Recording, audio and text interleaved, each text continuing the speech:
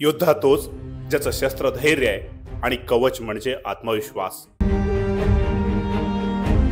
तो युद्ध जिंकतोच, पण पहिलं युद्ध तो स्वतःशीच लढतो, दुसरं कोणी नाही। स्वतःच्या शंका, भीती, अपयश हाच त्याचा खरा शत्रू असतो। योद्धा अपयशानं घाबरत नाही, कारण त्याला माहित असतं की प्रत्येक पराभव नव्या विजयाची सुरुवात असते।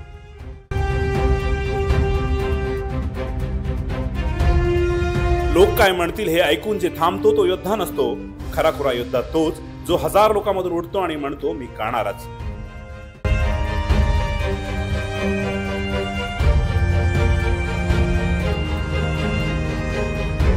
त्याच्या वाटेवर काटे असतात, संकट असतात, पण तो कधीच वळत नाही, थांबत नाही, कारण त्याचं ध्येय मोठं असतं। योद्धा म्हणजे शौर्य नाही फक्त, तर संयम, कष्ट, जिद्द आणि हरलो तरी चालेल पण लढणार नक्की हा निर्धार।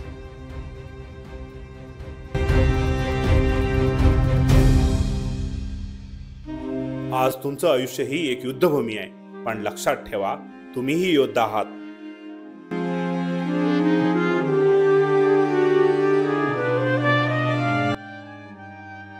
डगमगू नका, थांबू नका, कारण लढणाऱ्यांचीच कथा लिहिली जाते आणि तीच कथा योद्ध्याची असते।